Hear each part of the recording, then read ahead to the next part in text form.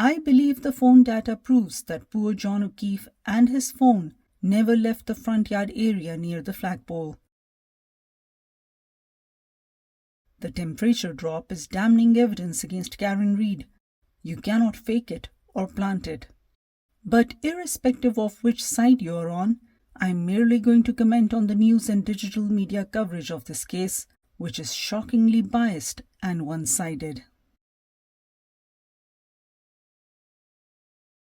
Everyone from Vinnie Politan, who now has 2 YouTube podcasts, the Tangent podcast and a Vinnie Politan live thing going on, as well as his 2 nightly court TV shows, Closing Arguments and Vinnie Politan Investigates, and court TV reporter Matt Johnson, Fox News and Inside Edition, and NBC 10 Boston's Daily Brief with Jean Belicenti and its reporter Katie Benoit, Boston's Canton Confidential program and its reporters Melody Mendes and Sue O'Connell, CBS 25 News and its reporter Ted Daniel. All of these channels, programs and reporters provide pro-defense coverage of that day's proceedings and pro-defense coverage of the trial and retrial and witness testimony or evidence or scientific data. The reporters just follow Karen Reid and ask her lame duck pretty please questions as she makes her way out of court each day. It was shocking to me that Karen Reid was not asked a question after her declaration that the defense is not going to call Richard Green, the only expert in America who fueled the idea that horse long to die in court.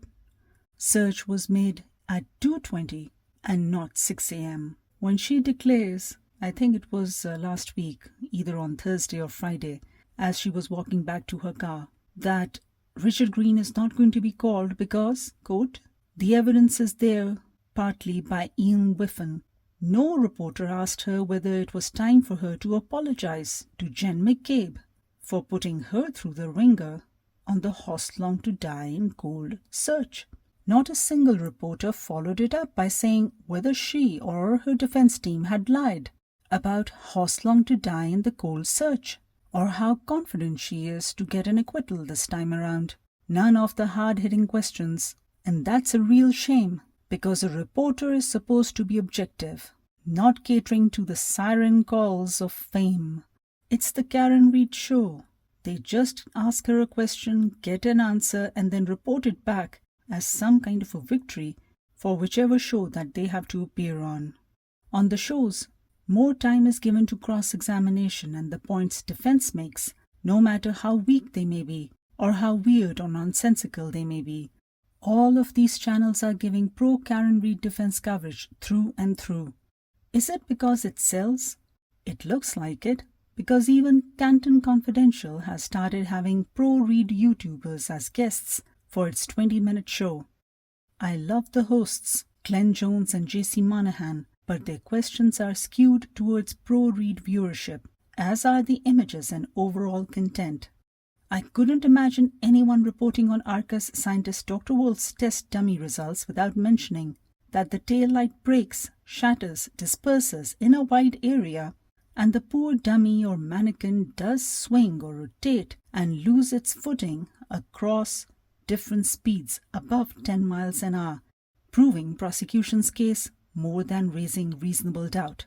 That was on day 28, Friday. But no, that same night, the reporting across the board was on how strong his experiments had been for the defense. Full stop. It's no surprise that the networks are going where the ratings, money, and eyeballs are. Pro-Reid supporters and YouTubers get 100,000 plus views on an average per post. You only have to look at all the Twitter and YouTube warriors that side with Karen Reid and promote her defense's ever-changing theories on what happened to John O'Keefe to see where the money is. Nick Rocco, Annie Elise, Laurie Emily D. Baker, Attorney Larry Foreman, The Young Jerks, Attorney Anthony Bedro, Kim Whelan's Nurse Kim Channel, Carl Steinbeck, Brother Counsel, Runkle of the Bailey, Andrea Burkhart, Attorney Melanie Little, The Back Channel, Duty Ron, that has 2 retired NYPD detectives opining on this case, Maza Media that is openly asking contributions to her legal defense fund. The list goes on. The views on the videos and live broadcasts and number of individual comments is huge for each one of these channels. And then there's Turtle Boy, aka Aidan Kearney's mean-spirited commentary on his YouTube channel, where he barely disguises his disgust, harassment and bullying of anyone and everyone from the prosecution's side, walking to and from the court, or even at their place of work. It shocked me. I've watched 3 videos shown in recent episodes on his channel where he's calling McCabe every name under the sun to her face as she walks back to her car, he walking side by side, and one where he went to Lucky the snowplow driver's Department of Public Works building, and the Buchanan one. Good grief. I've seen this kind of bitchy behavior between pro and anti-Trump supporters, or when a Pakistani politician belonging to PTI or PMLN, rival parties, is abroad, namely London, and one side's supporters start calling the politician mean names and abuse him or her walking alongside them, making videos of their insults, while the politician simply quietly walks, unable or unwilling to respond to the insults. But for an ordinary person to just walk and mock and call names to other random people and make a video to cash in on the exchange is shocking to me. Kearney is facing charges of witness intimidation, and his trial may be televised too. Who knows when the circus will end?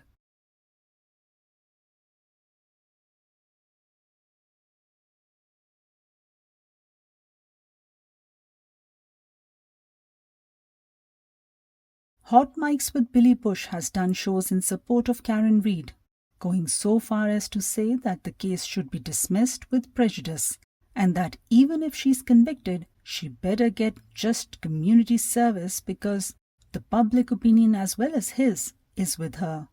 He even wants a mistrial so that everyone forgets all about the case and moves on with their lives. Juicy Scoop with Heather McDonald, a YouTube channel by a comedian, has opined that Karen Reid will go free.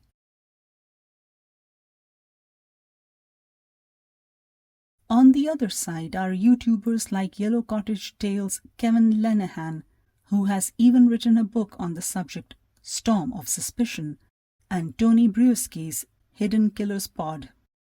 I personally like Brett and Alice from the Prosecutors podcast, who are more objective and informative than other YouTubers throwing 5 different theories in the air and laughing at the other side's case without actual merit or evidence.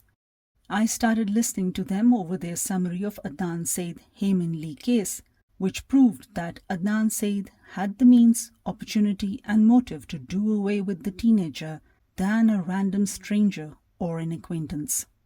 These two covered the Karen Reid trial last year and just hate talking about it, but have given weekly opinions during retrial this year, probably for views because this case is everywhere, and that's what podcasts are for, viewership. Another YouTube channel I've stumbled upon that believes Karen Reid is guilty is that of lawyer Mac Timpanic, though currently it seems like he's fishing for clients more than subscribers. Court TV's show Opening Statements with Julie Grant is the only show I can think of that out loudly says that Reid is guilty.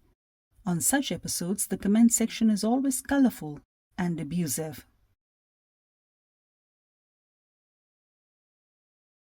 I think it's great that criminal trials are televised.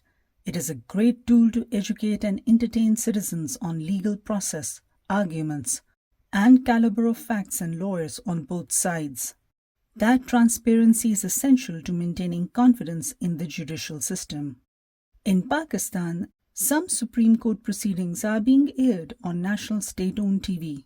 However, nothing like Court TV exists on the district level here right now. So it's great that true crime buffs, students of law, and ordinary people have access to their courts through TV and digital media. But I see absence of a basic decency and decorum in discussions, self-promotion, half-baked analysis, and snide remarks pass as facts and opinions on most channels. This is not to say whether she's guilty or whether you think that the trial is unfair or unjust, or fair and just. This is about reporting the facts. This is about giving both sides of the story equal time. But unfortunately, most of the legacy media and most of the YouTube channels, as well as the Twitter crowd, have taken it upon themselves to air the grievances, the objections, the moves for mistrials, and the arguments of one side over the other. And that is not what an objective news media or any YouTube channel claiming to be a news media channel is supposed to do. When the dust is settled on this one, I'd like someone to gauge and address the manner in which print, social, digital, and network media covered Karen Read as an accused and the case, and why she got so much attention, why she got treated like a celebrity or famous person, how much money was spent by her team on marketing and PR to buy bloggers, trolls, or slots on TV, and how much pressure producers and anchors felt in analyzing and promoting her theories, and why reporters acted like her fans in the name of journalism. What was so fascinating about her story that grabbed the public's imagination and people's attention to this degree, that made this case so divisive, not just in Canton or Boston or Massachusetts, but in America and beyond? That's the only book I'll read on the Karen Read case. What is your opinion on the coverage?